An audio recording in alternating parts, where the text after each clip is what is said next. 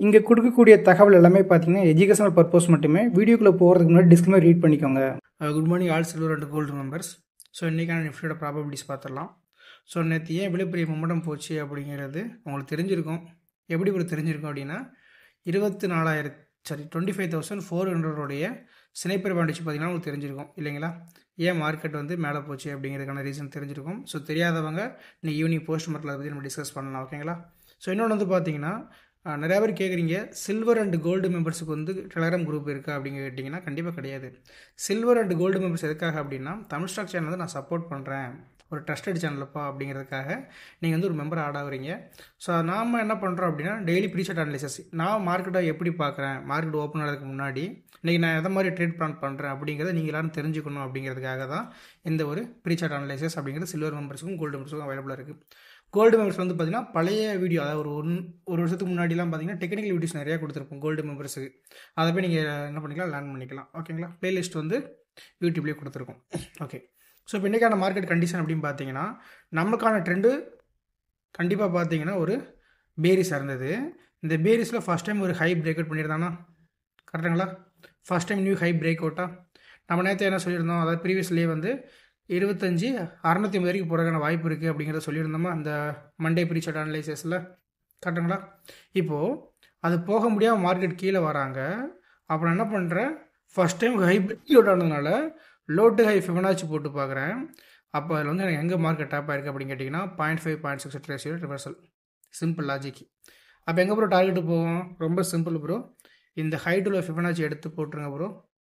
இந்த high to இந்த low Fibonacci போட்டிங்கன்னா 0.5க்கு 2 618க்கு வந்து 1.68. அப்போ இந்த ரேஞ்சஸ் அப்படிங்கிறது நம்மளுக்கான டார்கெட் பாயிண்டாக இருக்குது. ஓகேவா? அப்போ இதுக்கப்புறம் ரிவர்சல் ஆகணுமா அப்படின்னு கேட்டிங்கன்னா ஸோ ரிவர்சல் ஆகிறதுக்கும் வாய்ப்பு இருக்குது. இல்லை இதுக்கு மேலே சஸ்டெயின் பண்ணிட்டானா திரும்ப 27,050 போகிறதுக்கான வாய்ப்பும் இருக்கும். இது வந்து ஓவரால் வியூ, இன்றைக்கான வியூவில் அது ஓவரால் வியூ. ஓகே. இப்போ வந்து நம்ம கிஃப்ட் நிஃப்டியோட ஓப்பன் எங்கே இருக்குங்கிறத பார்த்து வந்துடலாம். கிஃப்ட் நிஃப்டியோட கரண்ட் ட்ரேடிங் ப்ரைஸ் எங்கே அப்படின்னு பார்த்தா இன்னும் ஒரு பெட்டர் ஐடியாங்கிறது நம்மளுக்கு கிடைக்கும். கரெக்டுங்களா? ஓகே. ஸோ அதுக்கு என்ன பண்ணலாம் அப்படின்னா எப்போயுமே பார்த்தீங்கன்னா செட்டிங்ஸில் போய்ட்டு அட்ஜஸ்ட் ஃபார் கான்ட்ராக்ட் சேஞ்சஸ் மாற்றிக்கோங்க. எல்லாம் பழைய டேட்டாலாம் வந்துக்கிட்டு இருக்கும். அதில் வந்து ஃபஸ்ட்டு 5 மினிட்ஸில் மாற்றிக்கிட்டு எல்லாத்தையும் டெலீட் பண்ணிடலாம். ப்ரீவியஸ் டே இந்த 11ஆம் தேதியில் லாஸ்ட் நடந்த ட்ரேடிங் எங்கே இருக்குது அப்படிங்கிறத பாருங்கள். ஸோ 11ஆம் தேதியோட கிஃப்ட் நிஃப்டி, சாரி தப்பாக எடுத்து வச்சுருக்கேண்ணா. ஓகே.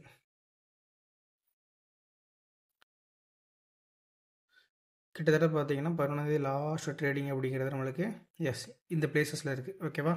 மார்க்கெட் க்ளோஸ் ஆகும்போது அப்போது 817 மார்க்கெட் இப்போதைக்கு பார்த்தீங்கன்னா 940, கிட்டத்தட்ட 130+ பாயிண்ட்ஸ் வந்து பாசிட்டிவில் இருக்குது. அப்போது அப்ராக்சிமேட்லி என்ன பண்ண எனக்கும் மேபி ஒரு 100 பாயிண்ட் அப்படிங்கிறது கேப் அப் ஓப்பன் ஆகிறதுக்கான வாய்ப்பு இருக்குது. ஸோ ஆல்ரெடி நம்ம என்ன பண்ணோம், டார்கெட்டுக்கு இப்படி மார்க் பண்ணி வச்சுருக்கோமா, 1.618 2 லெவல்ஸ் டார்கெட் பாயிண்ட்னு சொல்லியிருக்கோமா. அப்போ இந்த பிளேசஸ்க்கு போகிறதுக்கான வாய்ப்பு அப்படிங்கிறது இருக்குது. ஓப்பன் மேபி அங்கே இருக்கலாம். சரி ப்ரோ, ஓப்பன் அங்கே இருக்குது, ஓகே தான் ப்ரோ. அப்போ அதுக்கப்புறம் என்ன ப்ரோ பண்ணலாம் அப்படின்னு கேட்டிங்கன்னா ஸோ கேப் அப் ஓப்பன் கொடுத்தாலும் சரி, கேப் டவுன் ஓப்பன் கொடுத்தாலும் சரி, என்ன நியூஸ் பின்னாடி இருந்தாலும் சரி, நம்மளுடைய ஃபுல் ஃபோக்கஸ் என்ன, ஸ்னைப்பர் தான். அப்போது இதுக்கு மேலே இருக்கும்போதே காலோட பேனிக் ஆப்பர்ச்சுனிட்டி தான். இது கீழே வந்துச்சுன்னா காலோட ப்ராஃபிட் புக்கிங், இல்லை இந்த ரேஞ்சஸ்குள்ளே எங்கே இருந்தாலும் திரும்ப இங்கே ரிவர்ஸ் ஆகும்போது அது புட்டோட ப்ராஃபிட் புக்கிங். சாரி, இது வந்து காலோட பேனிக், இது புட்டோட ப்ராஃபிட் புக்கிங். இந்த ரேஞ்சஸில் இருந்து கிட்டத்தட்ட பார்த்தீங்கன்னா 26,900 அந்த ரேஞ்சஸ் வரைக்கும் வந்து மார்க்கெட் வந்து ஜோன் இருக்குது. ஓகேவா? அந்த 25,900 வரைக்கும் ஜோன் இருக்குது. ஸோ இங்கேருந்து எங்கே பண்ணாலும் எனக்கு கீழே ரிவர்ஸில் ஆனாலும் அது புட்டோட ப்ராஃபிட் புக்கிங் தான். அதில் எப்படி எப்படி பார்க்கணும் அப்படின்னா சிம்பிள், இந்த இருக்குது நம்மளுடைய பேட்டர்ன்ஸ். ஓகேவா? ஸோ அப்போ மார்க்கெட்டோட கண்டிஷன்ஸ் பார்க்கும்போது கண்டிப்பாக 25,700 புட்டு க்ளோஸ் ஸ்னைப்பர் நியரஸ்ட்டில் இருக்கிறனால 25,800 தான் நீங்கள் என்ன பண்ணணும், ஆக்சுவலி ஏடிஎம்ஐ எடுக்கணும். ஸோ அப்போ என்ன பண்ணலாம், டக்கு டக்குன்னு நீங்கள் கால்குலேட் பண்ணி வைக்கணும். 25,800 கால் ஆப்ஷன், 25,800 புட் ஆப்ஷன். இது ரெண்டும் எடுத்து கையோடு என்ன பண்ணணும், டே சார்ட்டில் வச்சு அதோட ஹை க்ளோஸை மட்டும் மார்க் பண்ணணும். இது மார்க் பண்ண உடனே சார்ட் வந்து 4 சார்ட்டாக மாற்றிட்டு ஓடிஎம் செலக்ட் பண்ணணும். ஸோ அதை எப்படி மார்க் பண்ணுவீங்க, 25,700 இருக்கக்கூடிய புட்டையும் 25,900 இருக்கக்கூடிய காலையும் எடுக்கணும். அங்கேயும் ஹை பாயிண்ட்டும் க்ளோஸ் பாயிண்ட்டும் கண்டிப்பாக நீங்கள் என்ன பண்ணணும், மார்க் பண்ணணும். ஓகேங்களா? ஸோ இது மார்க் பண்ணதுக்கப்புறம் 91 121 இருக்குது பார்த்தீங்களா. ஸோ ரெண்டையும் ஆட் பண்ணி டிவைட் பண்ணி பிடிக்கணும். 106ங்கிற வெளியே வரும். அந்த 106 நீங்கள் என்ன பண்ண போகிறீங்க அப்படின்னா ஏடிஎம்லேருந்து மார்க் பண்ண போகிறீங்க. ஓகேவா? அப்போது இன்றைக்கான ஏடிஎம் ஸ்ட்ரைக் ப்ரைஸ் என்ன பண்ணியாச்சு 25,800 மாற்றியாச்சு. அதுக்கான காரணம் க்ளோஸ் ஸ்னைப்பர் டிஃப்ரென்ஸ் வந்து கம்மியாக இருக்கிறதுனால. அப்போ க்ளோஸ் டு ஸ்னைப்பர் ட்ராவல் ஆகும்போது ஹைக்கு மேலே ஒரு ஆப்பர்ச்சுனிட்டி கிடைக்கும்.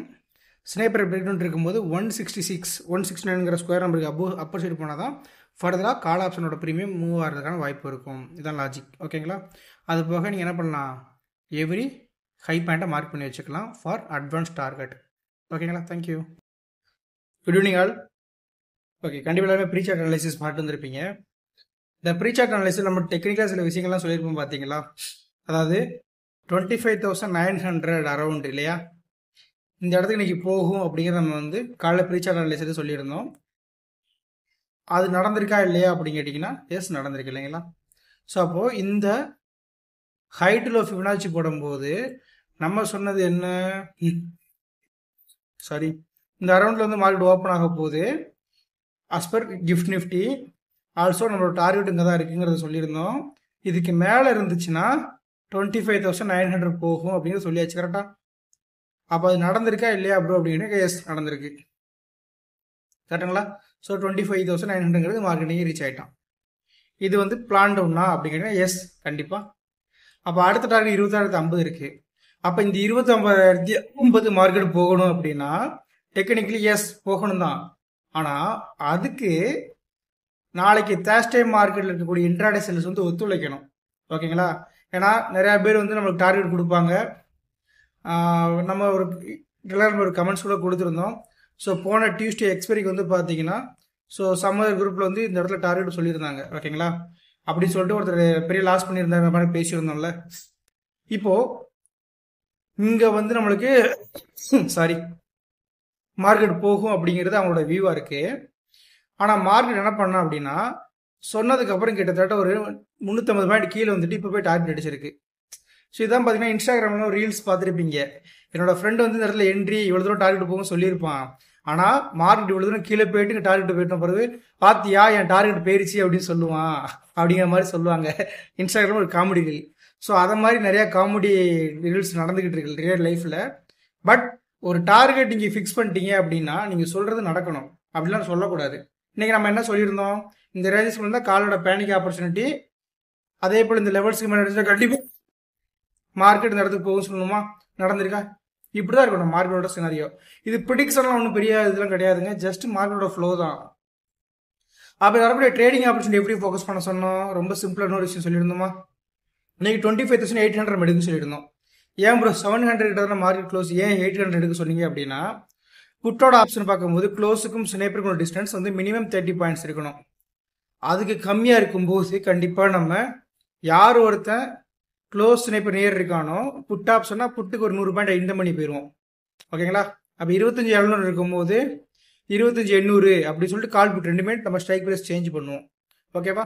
அப்போ நீ காலை சொன்ன விஷயம் என்ன, ஸ்னைப்பர் கீழே போயிட்டான் அப்படின்னா 166 ரூபாய்க்கு மேலே போகணும், அப்போ தான் அடுத்த ஆப்பர்ச்சுனிட்டி சொல்லியிருந்தோமா.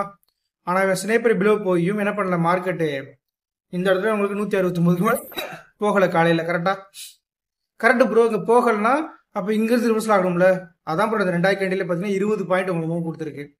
அதே ஃபர்தர் உங்களுக்கு போக முடியல அப்படின்னா ஸோ நம்ம எப்பவுமே சொல்லுவோம் இந்த பிளேசஸில் வந்து பி ஷேப், யூ ஷேப் இல்லைன்னா ஏபிசி நடக்கும். ஏ நடந்துச்சு கரெக்டாக, ஆனால் அதுக்கான பிசி நடக்கிறதுக்கான வாய்ப்பு இங்கே கொடுக்கல மார்க்கெட்டில். ஏபி நடந்துச்சு, சிடி கொடுக்கறதுக்கான வாய்ப்பு கொடுக்கல. ஏன்னா காலையில் எனக்கு என்ன பண்ணிட்டோம், லோவர் சைடு பிரேக் டவுன் பண்ணிட்டான். அப்போ இதோட கண்ட்ரோலில் தான் மார்க்கெட் இருந்துச்சு. இதுதான் இங்கே உங்களுக்கு ஆப்பர்ச்சுனிட்டியாக கிடச்சிருக்கு. ஓகேங்களா? அப்போ எப்படி இந்த ட்ரேடரை பிடிக்கிறது ப்ரோ அப்படின்னு கேட்டிங்கன்னா ஸோ அதுக்கெல்லாம் எக்ஸ்பீரியன்ஸ் வேணுங்க. அந்த எக்ஸ்பீரியன்ஸுங்கிறது உங்களுக்கு எப்படி கிடைக்கும் அப்படின்னா 25,800 ஸ்னைப்பர் பிலோவே நிற்கிறான் அப்படின்னா 25,900 put option close to sniper travel இவங்க கண்டிப்பாக மூவ் ஆகி தான் ஆகணும். ஓகேங்களா? புரியுதா லாஜிக்கு? ஸோ அதுதான் இந்த இடத்துலேருந்து இந்த ட்ராவலுக்கான ஆப்பர்ச்சுனிட்டியாக மார்க்கெட்டில் இங்கே கிடச்சிருக்கு. லாஜிக் புரியுதுங்களா எல்லாத்துக்குமே? ஸோ ஓகேங்களா, இன்றைக்கி அவ்வளோதான் போஸ்ட் மார்க்கெட்டு. ஸோ இந்த வீடியோ பொறுமையாக பாருங்கள். ஸோ நாளைக்கு ஒரு ஆனால் அதில் ஒரு பெஸ்ட் ஸ்டோரி இருக்குது. அந்த ஸ்டோரிக்கும் தென் மார்க்கெட் ரிலேட் பண்ணி சில விஷயங்கள் நம்ம பார்க்கலாம். ஓகேங்களா? ஸோ நான் சொல்லக்கூடிய ஒரே ஒரு கருத்து என்ன அப்படின்னா, ஒரு 10 நிமிஷமோ 20 நிமிஷமோ வீடியோ பார்க்குறீங்கன்னா ஒரு 10 தடவை 20 தடவை அந்த வீடியோ பாருங்கள். உங்களோட சார்ட்டில் நீங்கள் பேக் டெஸ்ட் பண்ணுங்கள். ஓகேங்களா? ஸோ அப்படி பண்ணாதான் இந்த பேக் டெஸ்டிங் நீங்கள் கொடுத்தாதான் அடுத்து வந்து உங்களால் பண்ண முடியும் இந்த லைவ் மார்க்கெட்டில். அதனால் ஜஸ்ட் வீடியோ பார்த்துட்டு இன்ஸ்பயர் ஆகிட்டு உள்ளே போனீங்கன்னா அது ஜஸ்ட் வந்து மோட்டிவேஷனல் மாதிரி தான் ட்ரேடிங்க்கு. நீங்கள் யூடியூப்பை பார்த்துட்டு இன்ஸ்பயர் ஆகிட்டு அதுக்கப்புறம் உங்களோட சார்ட்டை நீங்கள் ஓனாக ட்ரா பண்ணிவிட்டு பேக் டெஸ்ட் பண்ணுறீங்களே, அதுதான் டிசிப்ளின். ஸோ மோட்டிவேஷனலோடைய மூவுக்கும் டிசிப்ளின் மூவுக்கும் நிறைய வித்தியாசம் இருக்குது. ஓகேங்களா? ஸோ ஒருத்தருடைய என்ட்ரி எக்ஸிட் மட்டும் பார்த்து நம்ம அவங்கள வந்து பெரிய ஆளாக நினைக்கக்கூடாது. ஏன்னா நான் ஏற்கனவே கதை சொல்லியிருக்கேன்ல, என்ன கதை? ஸோ ஒரு வெங்காய வியாபாரி கதை சொல்லியிருந்தோம் பார்த்தீங்களா? ஸோ அதை மாதிரி தான் நம்மளுக்கு எது சூட்டபிள் ஆகுமோ அதை தான் நம்ம ஃபாலோ பண்ணணும். என்கிட்ட கூட என்னோட நண்பர் ஒருத்தர் கேட்டார் இன்னைக்கு காலையில். ஸோ நீங்கள் வந்து மோர் தென் 20+ கிளாஸஸ் எடுக்கிறீங்க, ஆனால் ப்ராஃபிட் லாஸஸ் வந்து 1 or 2 தான் போடுறீங்க, ஏன் எல்லாருடைய ப்ராஃபிட் லாஸ் போட மாட்டீங்க அப்படின்னு கேட்குறாங்க. ஸோ நான் என்ன சொல்கிறேன் அப்படின்னா, இவங்களுடைய ப்ராஃபிட் லாஸ் உங்களை வந்து ப்ராஃபிட்டபிள் ட்ரேடரை மாற்ற போதா? கண்டிப்பாக கிடைக்காது. அப்போது இவங்களோட ப்ராஃபிட்டபிள் ஸ்ட்ராட்டஜி வந்து உங்களை மேபி ப்ராஃபிட்டபுளாக மாற்றலாம், ப்ராப்பரான ஒரு கைடன்ஸில் நீங்கள் போயிருந்தீங்கன்னா. கரெக்டுங்களா?